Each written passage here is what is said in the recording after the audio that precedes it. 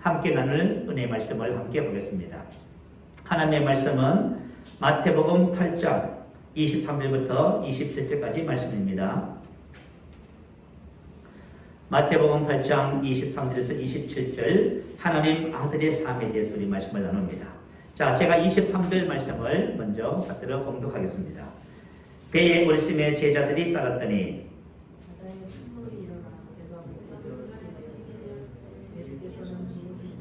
그 제자들이 나와 깨우며 이르되 주여 구원하소서 우리가 죽겠나이다.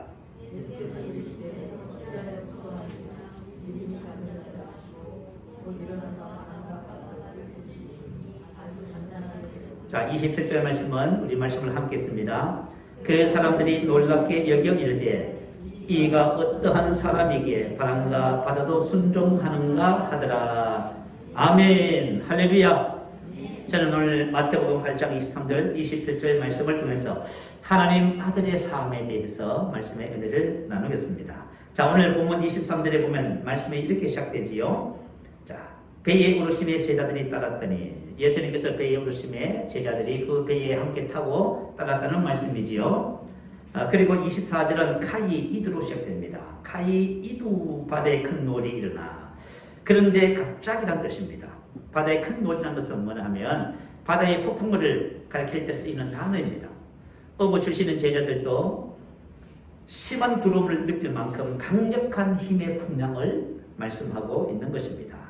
자, 우리가 새해가 되면은 모든 사람들이 함께 갔던 바람이 하나 있지요. 2021년도는 어려움을 당하지 않고 평탄한 가운데 우리 대한민국뿐만 아니라 또 우리 모두가 우리 가족들이 평안하고 건강하고 행복했으면 좋겠다. 이런 기대와 소망을 가져보기도 합니다.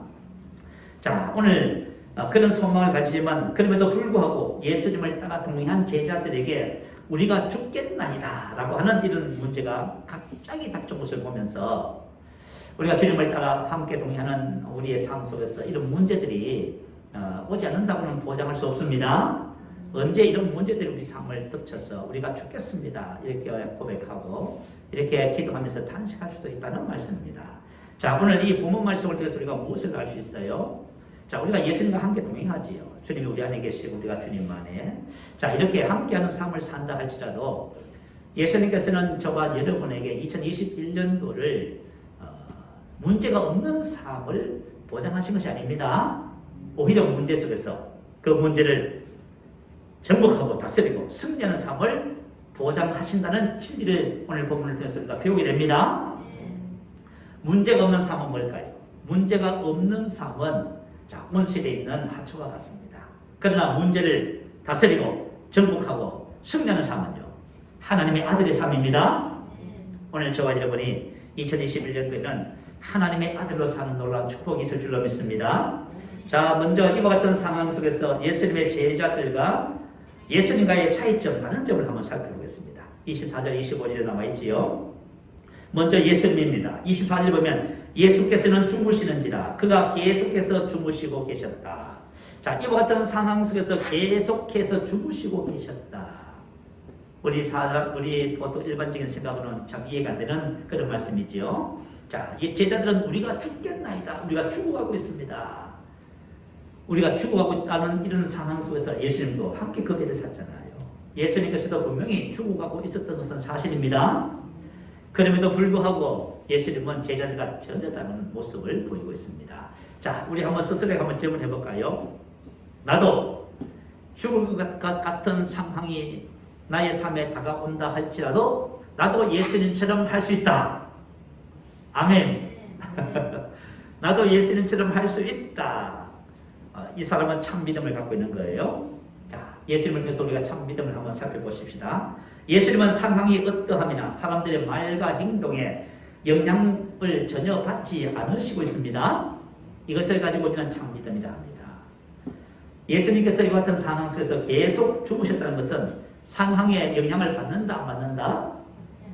받지 않는다. 맞아요. 예수님께서 상황을 받지, 이런 문제 속에서 영향을 받지 않는다는 것은 참 믿음을 말씀해 주고 있는 것이죠. 저와 여러분이 사람들의 말이나 상황, 증상 등에 계속 영향을 받는다면 그것은 우리의 연약함을 드러내는 것입니다. 잠언서 24장 10절 말씀해 보니까요. 내가 만일 환난 날에 낙담하면 내 힘이 미약함을 보입니다. 이 말씀은 참 신앙의 판가름은 바로 역경의 때에 드러난다는 말씀입니다. 우리가 만약에 시련과 역경의 때에 영향을 받아서 두려워하거나 절망하거나 낙심한다면 그것은 우리의 신앙에 무엇을 나타내요? 연약함을 나타내는 것입니다. 자, 그런 의미에서 우리가 성경에 나와 있는 욥기서의 욥은 대단한 믿음의 소유자임을 우리가 배우게 되어져요.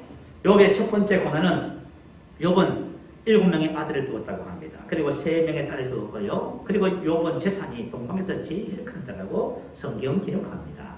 욥기서 1장 13절은 하루는 이렇게 시작돼요. 자, 하루에 일어나는 일이에요. 사한이 욥에게 와서 스바 사람들이 소와 나귀를 빼앗고 종들을 죽였습니다. 대낮에 떼한대가 닥쳐서 종들을 다 죽이고 소와 나귀를 전부 다 강탈해 갔습니다. 그가 말하는 동안에 또 한 사람이 와서 하나님의 불이 하늘에서 떨어져서 양과 종들을 불살랐습니다. 그가 아직 말하는 동안에 갈대아 사람들이 낙타들을 빼앗고 종들을 죽였습니다. 소, 나귀, 양, 낙타, 그리고 종들. 자, 어떻게 보면 욥의 모든 소유, 전 재산이 하루아침에 한날에 다 사라져버린 것입니다. 그가 아직 말하는 동안에 태풍이 맏아들의 집에 불어 닥쳐서 4기둥을 죽이며 맏아들의 집에서 음식을 먹던 10명의 당신의 자녀들이 전부 다 죽었습니다. 이것도 그날 하루 만에 일어난 일입니다.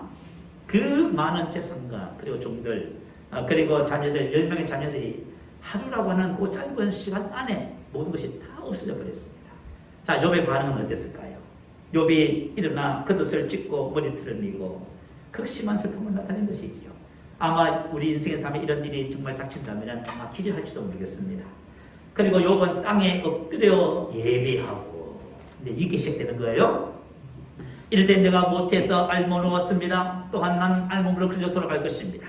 주신 자도 여호와시요 취하신 자도 여호와이시니 여호와께서 여호와의 이름이 찬송을 받으실지니이다 하고 하나님을 예배하고 찬양합니다.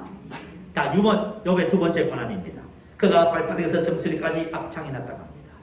발바닥에서 정수리까지 악창이 몸이 나서 제 가운데 앉았습니다. 그리고 저희가 조각을 가져다가 몸을 끌고 있습니다. 욥의 비참한 상황을 보여주고 있는 것이죠. 그때 이 상황 속에서 아내가 이런 말을 하고 떠나갑니다. 그래도 당신의 순전함을 굳게 지키느뇨 하나님을 욕하고 죽으시오. 이거 무슨 말이에요? 나 더 이상 당신하고 못 살겠어. 그 말이죠, 그죠? 자, 욥이 아내의 이 말을 듣고 욥이 어떻게 반응해요? 그대의 말이 한 어리석은 여자의 말 같도다. 아멘. 자, 여러분 참 신앙의 모습이 우리 욥에서 확인하지요. 정말 여러분의 환경과 상황과 증상 때문에 안절부절하고 영향을 받아서 힘들어하고 괴로워하신다면은 그것은 우리의 신앙의 미약함을 보이는 것이에요. 자, 저와 여러분 신앙이 성장하셔야 됩니다. 성장해야 됩니다. 그렇지 않고서는 우리가 환경과 상황을 이겨낼 도리가 없지요. 오늘 본문의 말씀 한번 보세요. 25절 제자들의 모습입니다.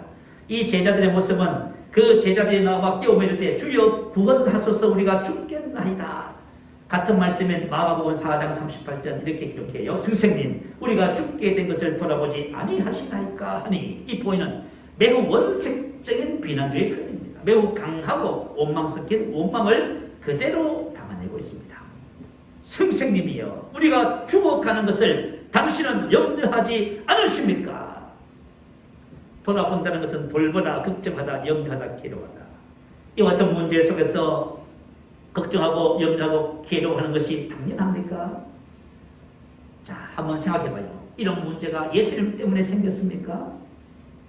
만약에 저와 여러분이 당연하다고 한다면 우리는 26절이 해당됩니다. 어찌하여 무서워하느냐 믿음이 작은 자들아. 염려, 근심, 걱정, 두려움은 그들의 믿음의 불완전함을 나타내고 있는 것이죠. 자, 믿음과 두려움은 대립적 성질을 가집니다.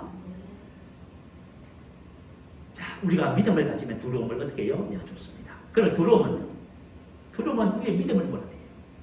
그래서 저와 여러분이 지금 두려워하고 염려하고 근심하잖아요. 그럼 여러분 믿음을 다 몰아낸 것입니다. 그리고 나서 제자들이 주여 구원하소서라고 외칩니다. 이와 같은 상황 속에서 주여 구원하소서 부르짖는 것은 당연합니다. 그럼에도 불구하고 예수님께서 어떻게 말씀하세요? 어찌하여 무서워하느냐 믿음이 작은 자들 하시면서 책망하십니다. 왜 책망하셨을까요? 그들 믿음 때문이지요. 자, 예수님은 제자들을 책망하지 않습니다. 자, 여러분 잘 아시는 대로 가룟 유다가 예수님을 배신해서 겟세마네 동산에서 입맞춤으로 예수님을 은30 노예의 몸값에 팔았습니다. 그때도 예수님께서 가룟 유다에게 책망조의 말씀을 하셨습니까? 노, 아닙니다. 오히려 친구여라고 가룟 유다를 이름을 불러주지요. 예수님은 사소한 그런 문제들 때문에 우리 관계 속에서의 그런 것 때문에 책망하거나 비난하거나 그렇게 하지 않습니다. 한 번도 그런 적이 없었어요. 그런데 예수님께서 딱 한 가지 책망하는 것이 하나 있어요. 그것은 무슨 문제예요? 믿음과 관련되는 문제입니다. 자, 여러분 그걸 항상 해봐요. 왜 예수님은 믿음과 관련되는 문제에만 제자들을 책망하실까요? 민수기 14장 11절에 보면 여호와께서 모세에게 이르시되 이 백성이 어느 때까지 나를 멸시하겠느냐? 내가 그들 중에 많은 이적을 행하였으나 어느 때까지 나를 믿지 않겠느냐? 아멘. 자, 저와 여러분이 나와 함께 하신 주님의 말씀과 주님과 하나님을 신뢰하지 않는 것은 바로 하나님을 뭐 하는 것이다? 멸시하는 것이다. 우리는 이렇게 생각해요. 못 믿겠습니다. 여러분, 인생의 삶을 살면서 하나님과 그분의 말씀은 진리입니다. 그분의 말씀은 우리가 믿고 안 믿고의 대상이 아니에요. 그 자체가 진리예요. 그런데 우리가 바르게 반응하셔야 되지요. 그죠? 너무나 당연한 것을 우리가 멸시하면 어떻게 됐어요? 우리 책망하시는 거예요, 여러분. 우리 신앙생활 하면서 뭐 믿음 좀 없으면 어때요? 그렇지가 않아요, 여러분. 자, 저와 여러분이 하나님의 말씀과 하나님에 대해서 분명한 믿음을 고백하셔야 됩니다. 만약에 제자들에게 참 믿음이 있다면 그들도 오늘 본문에 나온 예수님처럼 할 수 있습니다. 마태복음 17장 20절은 기록합니다. 진실로 너희에게 이르노니 만일 너희에게 믿음이 기어시 하늘 만큼만 있어도 이 산을 명하여 여기서 저기로 옮기지라 하면 옮겨질 것이요 또 너희가 못할 것이 없으리라. 불가능한 것이 없다. 모든 것이 가능하다. 아멘. 본문의 예수님처럼 문제를 일으킨 그 바람과 바다를 잠잠하게 할 수 있습니다. 저와 여러분의 환경을 다스릴 수 있습니다. 문제에 대한 두 가지 접근이 있어요. 첫 번째 접근은 본문의 제자들처럼 접근하는 방법입니다. 자, 문제가 생기면 고군분투합니다. 자, 우리가 보통 그렇지요. 어떤 그 문제가 생기면 그 문제 때문에 고군분투하지요. 그러다가 그 문제가 해결되지 않으면 뭐 해요? 원망하기 시작합니다. 그리고 나서 제일 마지막은요, 주님을 찾아요. 근데 만약에 우리가 고군분투하고 해결될 만한 어떤 환경적인 상황이 보이기 시작하면 주님을 안 찾습니다. 그러나 고군분투하다가 원망하다가 마지막으로 주님을 찾는데 주여 구원하소서, 문제를 해결해 주시옵소서, 이렇게 우리가 주님을 찾게 되어지죠. 자, 이와 같은 접근 방식은 정말 어린아이의 신앙의 접근 방식입니다. 왜냐하면 하나님 아들인 저와 여러분은 하나님께서 저와 여러분 이 땅에 살아갈 때 왕 같은 제사로 살아갈 수 있는 권세와 능력을 주신 것입니다. 또 모든 것을 기업으로 주셨잖아요. 자, 그래서 저와 여러분은 그리스도와 함께한 공동 상속자라고 부르시죠. 종의 신앙이 있고 아들의 신앙이 있어요. 누가복음 15장에 보면 두 번 큰 아들의 신앙이 바로 종의 신앙을 가지고 있습니다. 자, 여러분, 이 큰 아들이 아버지에게 이렇게 말합니다. 내가 여러 해 아버지를 섬겼다는 것은 뭐냐면 종노릇하다 종이 되다. 여러분 신앙생활 하면서 여러분 혹시 종노릇 하세요? 내가 여러 해 아버지를 섬겨 고군분투한 것입니다.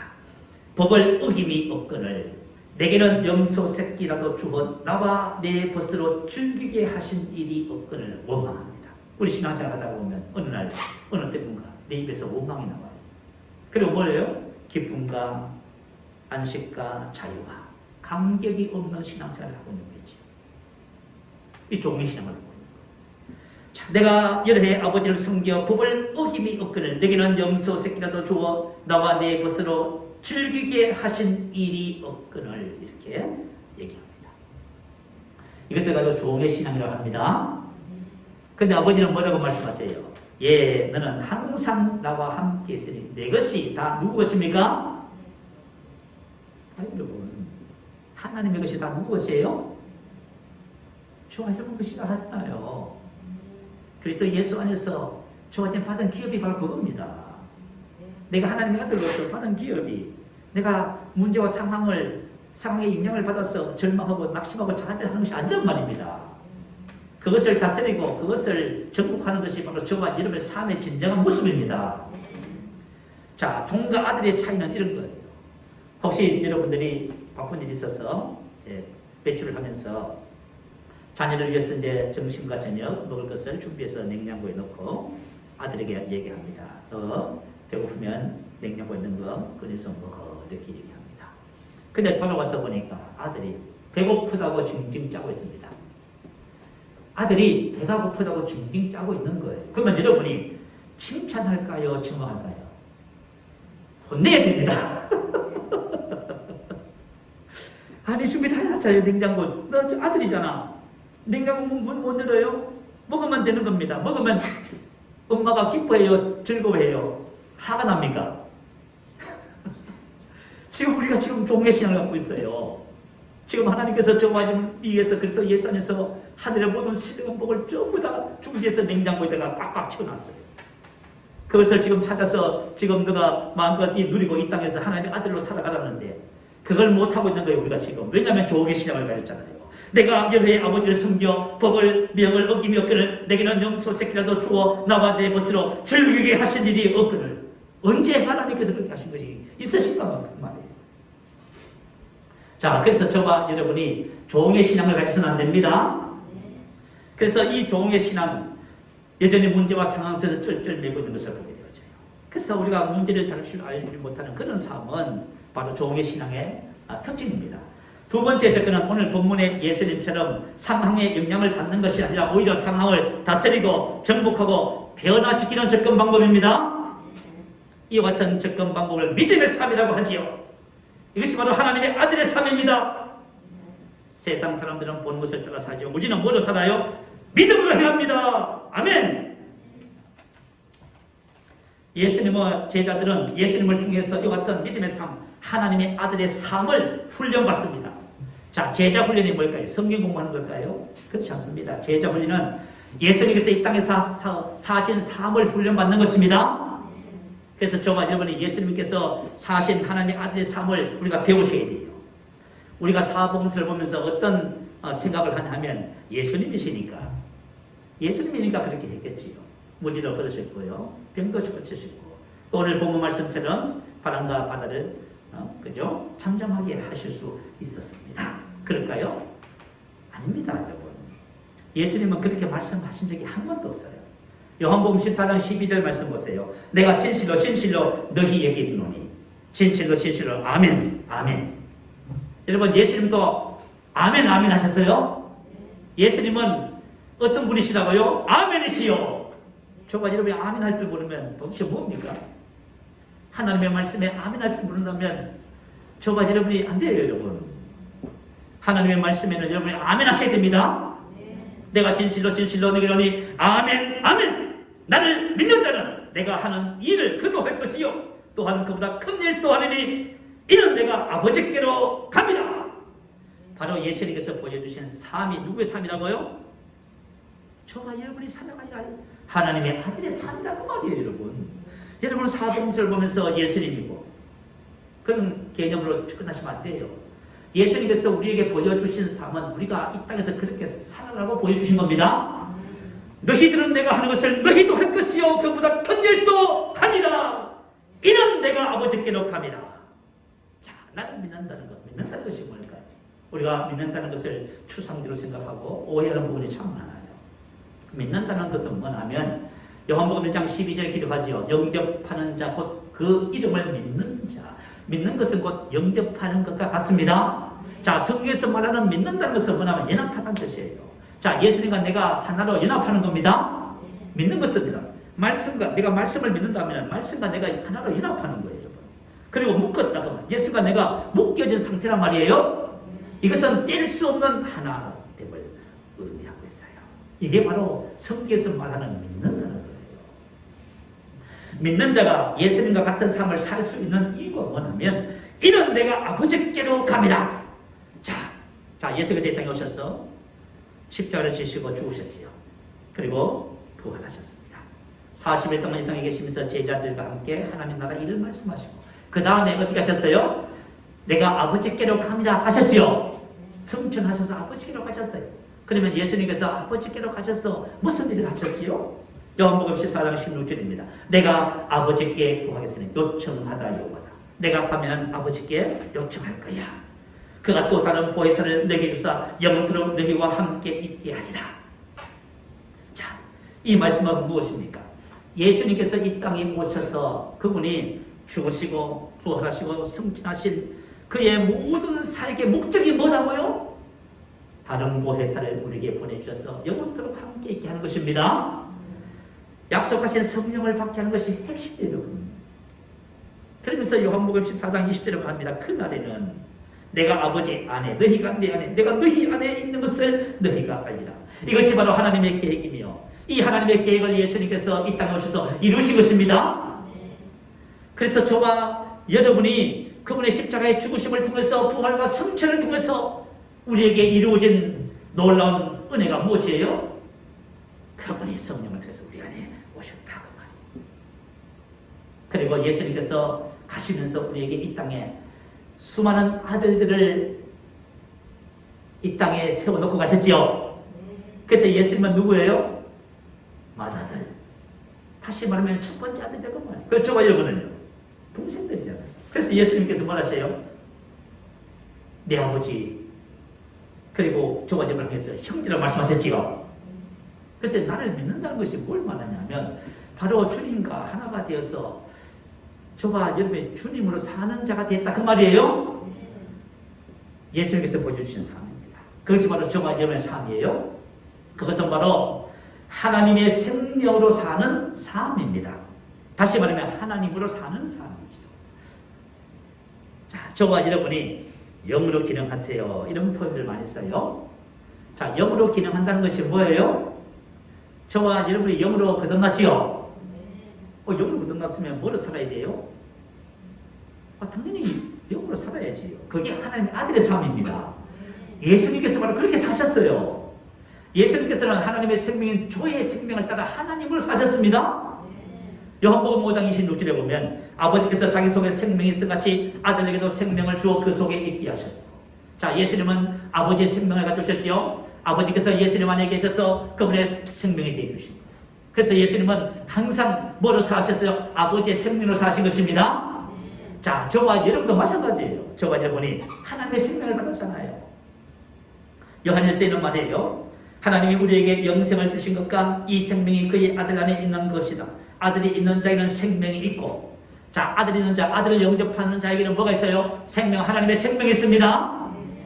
예수님과 똑같아요. 예수님의 속은 아버지가 계셔서 아버지의 생명을 가지고 그렇게 사셨어요. 저와 여러분도 예수님을 영접해서 예수님을 통해서 그분의 생명으로 사는 자가 된 것입니다. 그래서 예수님은 이 땅에서 완벽하게 어떤 삶을 사셨어요? 아버지의 생명으로. 하나님의 아들의 삶을 사신 거예요, 여러분. 그 삶을 보여주시면서 우리 그 삶을 주신 거예요. 우리가 만약에 이 땅에 살면서 하나님의 아들의 삶을 배우지 못하면 여러분은 무슨 생활을 하느냐? 여러분 종교생활을 하는 거예요. 내가 지금까지 교회 열심히 다녔습니다. 다 종교생활을 합니다. 교회를 떠나는 순간 나는 내대로 삽니다. 또 종교생활을 하는 거잖아요. 하나님께서 우리에게 종교를 주신 것이 아니에요.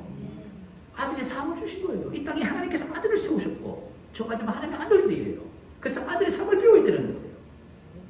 요한복음 14장 10절에 예수님이 말씀하셔요. 내가 아버지 안에 가고 아버지는 내 안에 계신 것을 내가 믿지 않느냐.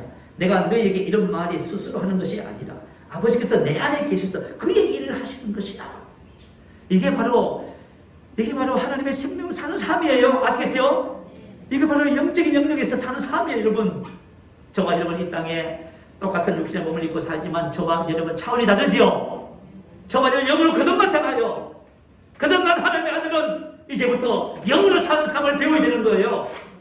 우리가 영으로 사는 삶을 배울 적에 그 영 안에서 안식과 평안 있고 삶을 다스리는 능력이 그 안에 있는 거예요, 여러분. 그 안에 사랑이 있고 기쁨이 있고 능력이 있는 거예요. 영적으로 기능하는 삶을 살지 못하면요, 세상 사람하고 교회는 다니지만 똑같아요.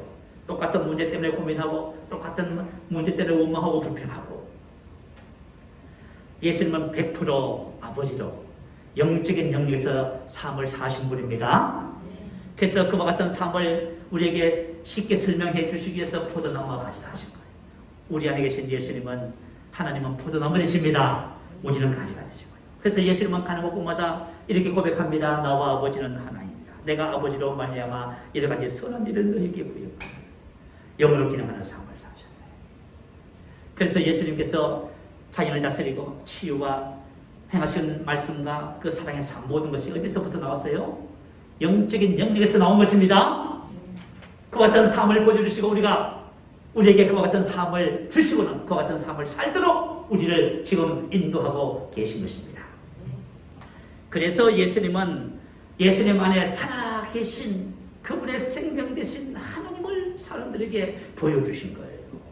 저와 여러분이 이 땅에서 하나님 아들의 삶을 살잖아요. 그러면 저와 여러분 똑같이 주변의 사람들에게 뭘 보여줘요? 우리 안에 살아계신 예수 그리스도, 하나님의 생명을 증거하게 돼 있어요, 여러분. 이게 전도예요. 전도 그런 개념 아니에요. 이것은 바로 예수의 정인입니다. 그래서 이것을 누가 종교라고 합니까? 이건 종교라고 부르는 것은 정확하지도 합당하지도 않아요. 예수님처럼 사는 삶, 하나님께서 우리에게 새로운 삶을 주신 것이지요. 이것은 믿음의 삶이며 영으로 기능하는 삶이며 세상 사람들이 이해할 수 없는 그런 삶이에요. 그렇지만 저와 여러분은 분명히 그리스도를 통해서 생명을 받았고 그런 삶을 사는 자가 되었습니다. 이제 저와 여러분이 예수님과 똑같은 삶을 주신 그 은혜를 따라서 이제 주님께서 사셨던 삶을 이제 살아냅니다. 자, 성찬에 대해서 지난 시간에 말씀을 나눴어요. 성찬은 언약이었다. 그렇지요? 그래서 내 살을 먹고 내 피를 마시는 자는 영생을 가졌고, 요한복음 6장 54절 57절 다시 한번 더 우리 올려주세요. 다시 보십시다. 그래서 성찬의 정확한 의미 속에서 하나님의 아들의 삶을 우리가 다시 한번 더 묵상하는 시간 같습니다. 자, 같이 한번 읽어볼까요? 시작. 내 살을 먹고 내 피를 마시는 자는 영생을 가졌고 마지막 날에 내가 그를 다시 살리리니 내 살은 참된 양식이요 내 피는 참된 음료로다. 내 살을 먹고 내 피를 마시는 자는 내 안에 거하고 나도 그의 안에 거하니 살아계신 아버지께서 나를 보내심에 내가 아버지로 말미암아 사는 것 같이 나를 먹는 그 사람도 나로 말미암아 살리라. 아멘. 자, 예수님께서 이 땅에 성찬을 주시고 가셨어요. 그래서 제자들은 초대교회에 성경이 없었습니다. 우리처럼 신약 성경에는 읽었을 수 없었어요. 구약 성경밖에 없었어요. 근데 그들은 모였어. 뭘 했어요? 모일 때마다 성찬을 했습니다. 왜 성찬을 했을까요? 성찬 안에는 하나님의 아들의 삶의 비밀이 들어있어요. 내 살을 먹고 내 피를 마신 자 뭘 가졌어요?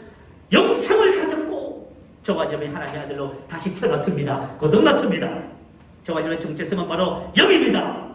하나님의 아들입니다. 저와 여러분이 새 출발하는 거예요. 다시 시작하는 거예요. 지금까지 모든 삶은 지나갔어요. 이전 것은 지나갔으니 보라 새 것이 되었다. 우리의 출발은 바로 하나님의 생명에서부터 시작합니다.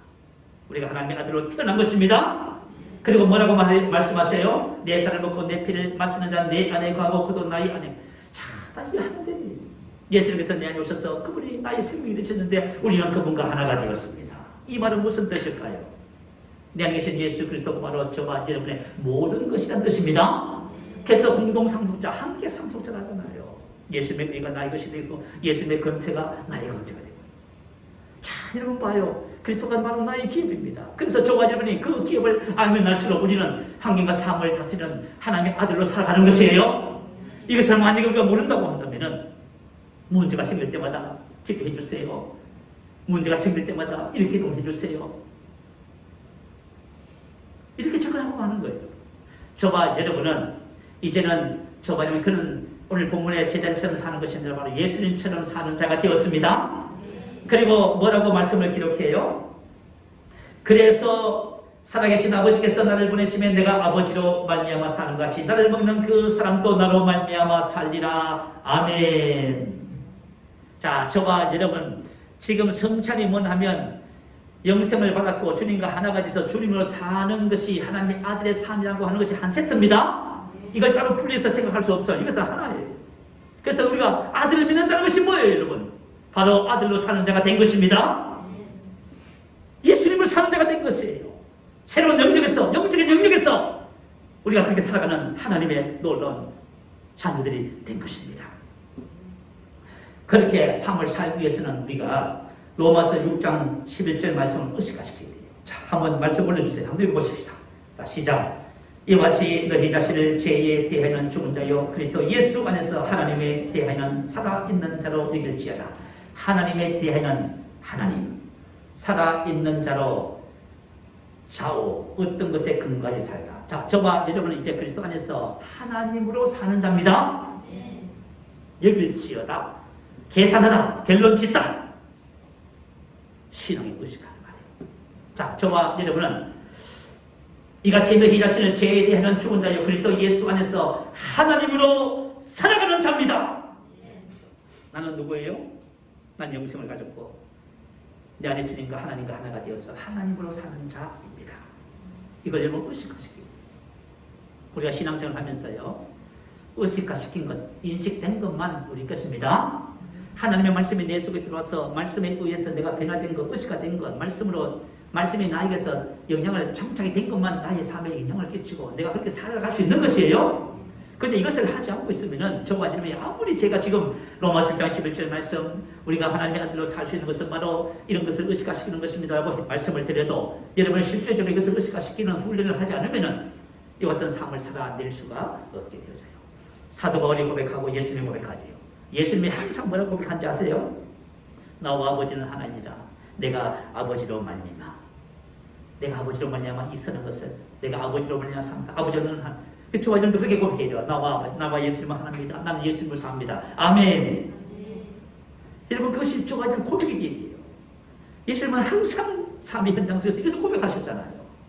그리고 사도 바울이 골로새 4장 10절에 이렇게 고백합니다. 우리가 항상 예수의 죽음을 몸에 짊어지만 예수의 죽음이 뭘까요? 십자가의 죽음만 하죠.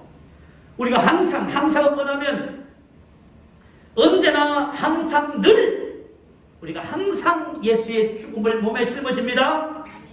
이거 무슨 말을 할까요? 항상 한 것이 하나 있어요. 항상 저와 여러분 예수의 죽음을 몸에 짊었는데 그리스도와 동일시된 겁니다. 예수님이 십자가에서 죽으셨어요. 저와 여러분도 예수님과 함께 죽었습니다. 이와 같이 너희 자신을 죄에 대하여는 죽은 자요.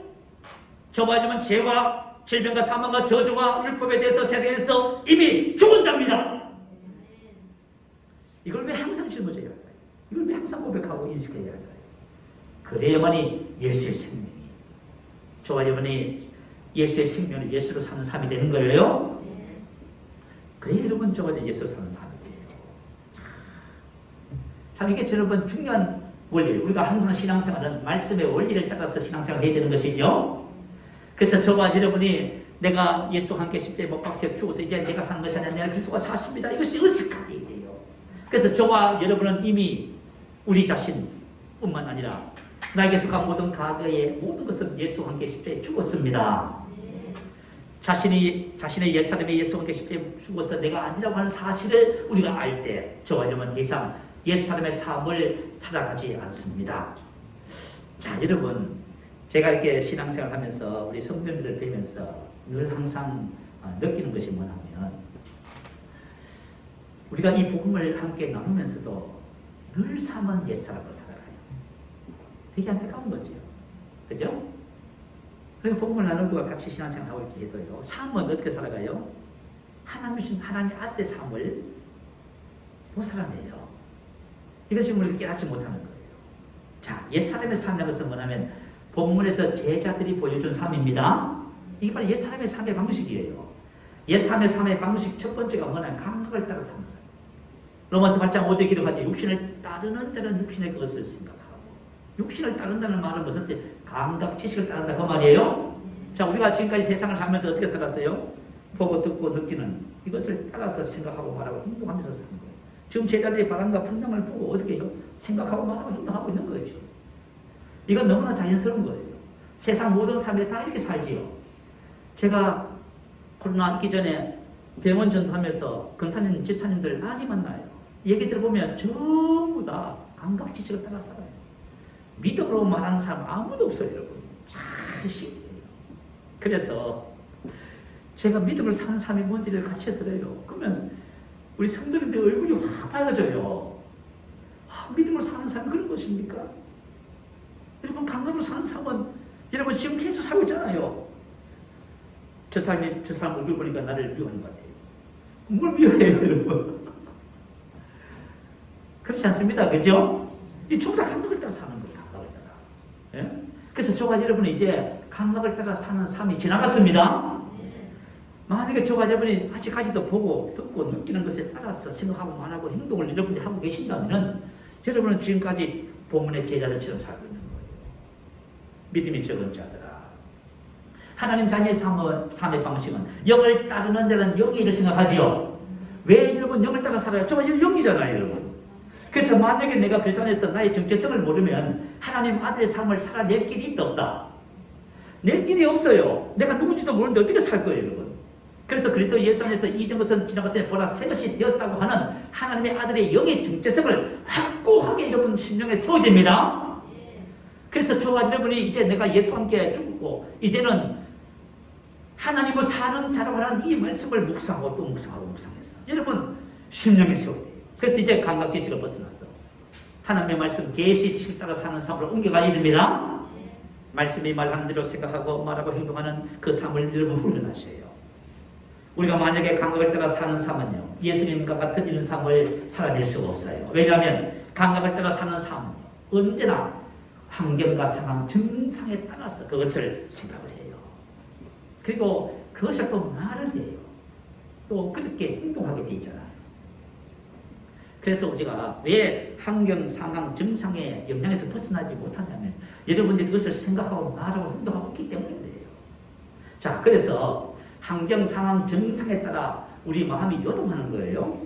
만약에 누가 좋다면 금방 좋은 것 같다. 누가 힘들다 어렵다면 금방 또 그렇죠? 힘들고 어렵죠. 이렇게 되는 거예요. 자, 저와 여러분이 이 땅에서 하나님의 아들들로서 하나님의 생명을 가졌다는 축복이 뭘까요? 그것은 바로 오늘 본문의 예수님처럼 환경과 상황을 다스리는 것입니다. 로마서 5장 17절은 기록해요. 은혜와 의의 선물을 넘치게 받는 자들은 한 번 예수 그리스도를 통하여 생명 안에서 왕노릇하리로다. 통치하리로다. 은혜와 의의 선물을 넘치게 받는 자들은 생명 안에서 한 번 예수 그리스도를 통하여 통치하리로다. 아멘. 자, 저와 여러분 생명 안에 영적인 영역에서 삶을 배워서 살기 시작하면 내 안에 계신 예수 그리스도를 통하여 뭐해요? 환경과 상황을 다스리게 됩니다. 근데 은혜와 의의 선물을 넘치게 받아야 돼요. 자, 저와 여러분이 은혜와 의의 선물을 넘치게 받습니다. 넘치게 받는다는 것이 뭐라고 했어요? 우리 수요일날 또 전사님이 강의하셨지요. 람마라, 내 것으로 취하다, 나에게 취하다, 내 자신의 것으로 취하다, 붙잡다. 하나님께서 이미 우리에게 기업으로 주셨지요. 그 주신 것을 나의 것으로 붙잡아야 됩니다. 그것을 이미 주셔서 할지라도 내가 그것을 만약에 알고 나의 것으로 취하지 않으면 그것을 사용할 수는 없습니다. 그래서 성경은 남반하라고. 여러분 은혜와 의의 선물을 넘치게 받는다면 여러분이 어떻게 돼요? 영적인 영역으로 올라가요.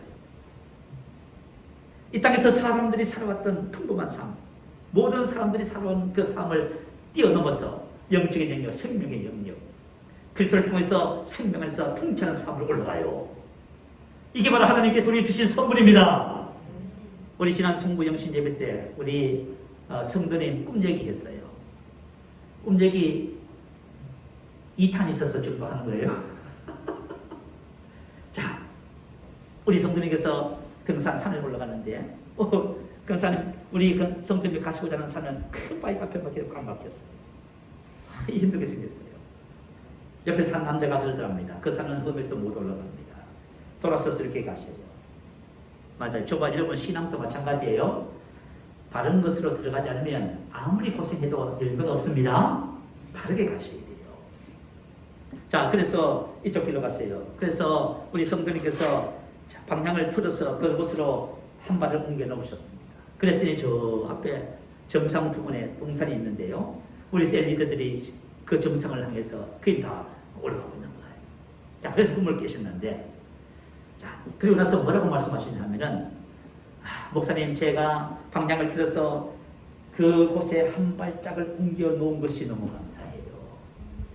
여러분, 이게 얼마나 중요한 것인지 여러분 아세요? 한 발짝을 옮겨 놓았다는 말. 그러면서 에베소서 1장 17절 말씀, 지혜와 계시의 영을 주셔서 하나님을 알게 하시고 우리 마음의 눈을 밝혀서 부르심의 소망, 베푸신 능력의 지극히 기업의 영광의 풍성함을 알게 하시고 계시 기도를 보는데 눈에서 눈물이 줄줄 줄어요. 그리고 수요 예배 전도사님 강의를 듣는데 말씀이 알아지더래요. 무슨 얘기를 하는 거예요? 우리 안에 계신 성령님은 저와 여러분을 진리 가운데 인도하러 오셨습니다. 내 안에 계신 성령님이 하나님의 말씀을 읽어서 보게 해주셔야 된다고 말이에요. 이것이 우리 신앙의 첫 출발점이에요. 만약에 저와 여러분이 하나님의 말씀을 보는데 말씀이 안 하신다. 그러면 여러분은 다른 길로 들어선 거죠. 자, 그렇게 하기 위해서 우리가 뭘 해야 돼요? 계시기도 하셔야 되고요. 영의 기도를 하셔야 됩니다. 케니스 목사님이 그분의 책에서 간증을 올렸습니다. 에베소서 1장 17절 이하의 말씀이 중량스럽게 발견했어요. 그래서 금식하면서 하루 24시간 그 기도 제목을 가지고 기도해요. 몇 개월이 지났어요. 어느 날 성경을 보는데 성경이 열리더래요.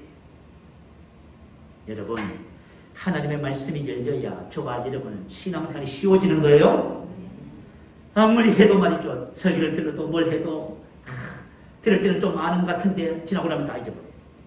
그러다 하나님의 말씀이 깨달아지고 내 심령에 심어져서 그것이 뿌리를 내리고 열매를 맺기 시작하면 저와 여러분이 영적으로 성장하게 되고 영의 영역으로 들어가게 되는 거예요. 이 어떤 신앙과 삶이 우리 2021년도에 우리 모든 성도님들에게 임할 줄 믿습니다. 이것이 바로 저와 여러분의 신앙의 바른 길로 딱 들어선 거예요. 여러분이 이와 같은 모든 은혜를 누리시기를 축복합니다. 은혜와 의의 선물을 넘치게 받을 때 우리는 영의 영역, 생명의 영역에서 기름하는 이 땅을 다스리는 왕같은 제사장의 삶을 살게 되어줍니다. 예수님께서 생명의 영역에서 이 땅을 다스리셨어요. 또한 저와 여러분의 똑같은 은혜를 우리에게 허락해 주신 것입니다. 옛사람의 두 번째 방식은 육체의 일을 따라 사는 거예요. 여러분 갈라디아서 5장 19절 육체의 일에 대해서 나와 있지요. 성령의 열매가 아닌 모든 것은 육체의 다 일들입니다. 오늘 본문의 제자들이 뭐해요? 원망합니다. 죽어가고 있다고 절망합니다. 무서워합니다. 이 모든 반응들이 뭐예요? 감각을 따라 육체의 일을 지금 하고 있는 것이지요. 자, 우리 성경을 보면은요, 고린도 교회가 나와요. 사도 바울이 고린도 교회에 칭찬을 합니다. 은변과 또 그들의 말씀에 대한 지식을 칭찬해요. 그리고 모든 은사에 부족함이 없다고 말을 합니다. 그런데 그들의 삶의 방식은 뭐예요? 육신을 따라 사는 거예요. 시기와 분쟁이고요. 만약에 저와 여러분 신앙과 인생의 삶이 있잖아요. 갈등과 사람과의 갈등, 문제 때문에 고민하고 괴로워하는 거 있잖아요. 전부 육신을 따라 살아서 그런 거예요. 아시겠죠? 하나님은 우리에게 그런 삶을 주신 적이 없어요. 하나님은 저와 여러분이 이 땅에 사랑하며 섬기며 베풀며 변화시키고 새롭게 하고 삶을 다스리고 정복하는 삶을 주셨어요. 예수님은 하나님의 아들인 나에게 절대로 그런 삶을 주신 적이 없어요. 그런데 그 삶을 모르는 거죠. 그 삶을 몰라서 지금 갈등하고 있는 거죠. 그래서 사도 바울이 고린도 교회 성도들의 신앙에 대해서 그들 진단하고 그들의 바른 길로 이끌어가고 있습니다. 자, 사람들은 왜 옛것과 새 것을 구분하지 못할까요? 왜 이미 지나간 것을 가지고 고민하고 괴로워하고 힘들어하고 있을까요? 성품, 기질, 체질, 옛습관, 가난, 조상의 저주, 질병, 우울, 외모. 자, 이 모든 것은 옛것이며 이미 지나갔습니다. 근데 왜 이것을 자신이라고 생각하고 있을까요? 여러분 한번 생각해봐요. 여러분의 지금 부족함이 여러분 자신입니까? 여러분의 질병이 여러분의 지금 생각하는 그런 연약한 부분들이 여러분 자신입니까? 아니란 말입니다, 여러분. 이미 옛사람에 속한 모든 것은 지나갔습니다. 이제 것은 지나갔으니 보다 새 것이 하나님의 아들 그리스도 안에 있는 정체성만이 납니다. 그래서 저와 여러분이 옛것과 새 것을 정확하게 구분해서 옛것을 버리고 새 것을 취하는 데는 성경 말씀에 따르는 원리가 있어요. 저와 여러분의 혼과 몸에 습득되어져 있는 모든 것은 내가 아닙니다. 여러분들이 원망하고 낙심하고 좌절하고 분노하고 미워한다 해가지고 그건 여러분 아니에요. 여러분 그것은 여러분이 새로워져야 할 부분일 뿐입니다. 이미 우리는 영임이 하나님의 아들이 되었고요. 지금 우리가 경험하는 삶에서 말씀과 일치하지 않는 모든 것은 나와 상관이 없어요. 자, 이런 부분을 기본을 가지고 우리가 옛것을 버리고 하나님의 아들로 어떻게 살릴 것인가 하는 거예요. 자, 요한일서 1장 5절 10절 말씀 올려주세요. 자, 우리 말씀을 올려주시면 자, 제가 읽으면서 설명해 드릴게요. 자, 여러분도 보시고요. 우리가 그에게서 듣고 너에게 전하는 소식이 이것이니 곧 하나님은 빛이시라 그에게는 어둠이 조금도 없으시다는 것이니라. 만일 우리가 하나님과 사귐이 있다 하고 어둠에 행하면 거짓말을 하고 진리를 행하지 아니함이거니와. 만일 우리가 하나님과 사귐이 있다. 자, 여러분 신앙생활은 뭐예요? 하나님과의 코이노니아입니다. 코이노니아는 연합해서 하나 되어서 살아가는 삶을 말해요. 여러분 하나님께서 우리 안에 오셔서 우리와 동력하는 거예요. 내가 눈을 뜨면서부터 시작해서 하루 24시간 살아가는 삶이 뭐예요? 주님과 함께 살아가는 거예요, 여러분. 그래서 골로새서 3장 17절에 뭐랬어요? 무엇을 하든지 말이나 일이나 다 주 예수의 이름으로 하고 그를 통하여 디아. 내가 아버지를 통하여 산같이 너는 나를 묻는 그 사람은 나로 말미암아 나를 통하여 살리라. 그거 여러분. 내가 왜 하루 24시간을 예수의 이름으로 살아가요? 그것은 예수님을 통하여 사는 삶이기 때문에 그런 거예요, 여러분. 아시겠죠? 그래서 우리의 신앙의 삶은 하나님과의 교제 코이노니아예요. 이것은 하나님의 표현입니다. 이것은 동력입니다. 그분이 내 안에 오셔서 생명이 되셨고 나는 그분으로 말미암아 그분의 생명으로 영적인 영역에서 살아가는 거예요. 이것이 신앙의 참된 모습이에요. 하나님께서 한 번도 저와 여러분 종교생활을 주신 적이 없어요. 그런데 우리는 교회는 뭘 해요? 하나님의 아들의 삶을 배우지 못해서 종교생활을 하고 있는 거죠. 자, 그러면서 뭐라고 말씀하셨어요? 만약 우리가 하나님과 사귐이 있다고 어둠에 행하면이 뭐예요? 페리파티오라고 했지요. 이 말은 뭐냐면 어둠이 나를 지배하고 있어요. 여러분 왜 미워하세요? 미움이 여러분 마음을 지배하고 있는 거죠. 왜 원망하세요? 원망이 여러분. 왜 여러분 연약하다고 안 된다고 말하세요? 연약하면 안 되면 여러분은 지금 마음을 주잡고 있어요. 그것을 옛것을 제거해야 됩니다. 그것은 여러분이 아닙니다. 이미 우리는 빛이고 우리는 전에는 어둠이었지 이제는 주 안에서 빛입니다. 자, 어둠에 행하고 그것지 말고 진리를 행하지 아니함이거니와. 그가 빛 가운데 계신같이 우리도 빛 가운데 행하면 페리파티오 빛이 나를 지배하면 이 빛이 뭐라고요? 진리의 말씀이라 하지요. 자, 저와 여러분의 말씀을 고백하라고 요구받습니다. 말씀을 고백하라고 해요. 왜 말씀을 고백하느냐? 말씀을 고백하고 하나님의 성령의 은혜로 말이야 말씀을 깨닫고 알게 될 때 말씀이 우리 심령에 세게 심어지게 되는 겁니다. 말씀이 심어질 때 어떤 일이 벌어져요? 말씀으로 빛으로 행하는 자가 돼요. 여러분 이것이 너무너무 중요해요. 그래서 저와 여러분이 우리가 가장 기본적인 말씀을 고백하고 영으로 기도하는 것은 우리 신앙생활에 있어서 가장 기본입니다. 이 기본을 만약에 무시하면은 저와 여러분이 영적으로 성장해서 영의 영역에서 하나님과 함께 더불어 하나님의 아들로 이 땅에 살아낼 도리가 없어요. 자, 만일 우리가 죄가 없다고 말하면 스스로 속이고 또 진리가 우리 속에 있지 아니할 것이요 만일 우리가 우리 죄를 자백하면 그는 믿으시고 오르사 우리 죄를 사시며 우리를 모든 불의에서 깨끗하게 하실 것이요 만일 우리가 범죄하지 아니하였다면 하나님을 거짓말한 이로 만드는 것이 또한 그의 말씀이 우리 속에 있지 아니하니라. 하나님의 말씀이 내 속에 들어오기 시작하면 어떤 일이 벌어져요? 저와 여러분 안에 있는 모든 거짓된들이 전부 다 드러나는 거예요. 내가 아닌 거짓된 것이 전부 다. 그래야 여러분 거짓된 것을 버릴 수가 있어요. 여러분 우리 속에 있는 모든 거짓된 것 어둠을 깨끗하게 해야 됩니다. 깨끗하게. 왜 내가 진짜 너와 지나간 나를 구분하지 못할까요? 그것은 저와 여러분 속에 빛이 안 들어가서 그래요. 여러분 빛이 들어오게 해야 됩니다. 여러분 속에 빛이 들어오면 거짓된 것은 전부 다 벗어버리게 되어 있습니다. 거짓된 것을 벗어버릴 때에 저와 여러분의 주님과의 교제가 깊어지는 거예요.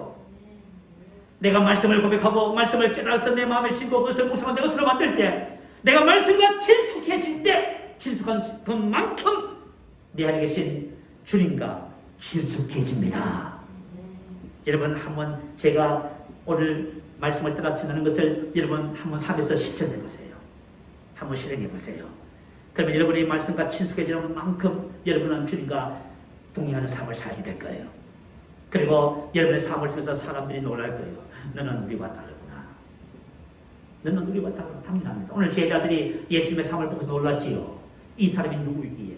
맞아요. 여러분들이 함께 사는 여러분 주변의 사람들이 여러분을 그렇게 봐야 돼요. 너는 도대체 누구이기에 이런 삶을 사니? 내 안에는 하나님의 생명이 있어. 부활하신 예수님이 내 안에서 살아계셔서 내가 그분을 위하여 사는 거야. 저와 여러분 하나님의 아들의 삶이 어려운 것이 아닙니다. 하나님의 아들의 삶은 말씀이 열리기 시작하면 저와 여러분이 되어지게 돼 있어요. 저와 여러분의 말씀이 열리고 영의 영역으로 들어가면 여러분의 말씀을 삼하고 영으로 기도하기 시작하면 하나님께서 우리 안에 계신 성령님께서 어느 시점이 되면 말씀을 열어주시는 거예요. 말씀이 열리기 시작할 때 저와 여러분의 눈이 떠지는 거예요. 이제. 내가 이런 사람이구나. 내가 이런 존재구나. 내가 이 땅에 하나님의 아들이구나. 왕같은 제사장이구나. 내가 정력보다 정복자보다 더 나은 자구나. 내가 사랑의 사람이구나. 내가 어둠에 있지 않고 빛에 있구나. 그래서 빛을 비추게 되고요. 저와 영을 통해서 사람들이 진리를 발견하는 거예요. 빛을 발견하고 예수님을 발견하게 되는 것입니다. 자, 2021년 어떤 삶을 살고자 하세요? 여러분 결정하면 스스로에게 한번 질문해 보세요. 여러분 어떤 삶을 살고 싶으세요? 오늘 본문의 기자들처럼 한국인과 상의 지배를 받고 염려하고 걱정하는 삶을 살고 싶으세요? 아니면 예수님처럼 하나님의 아들의 영역에서 기능하는 삶을 살고 싶으세요?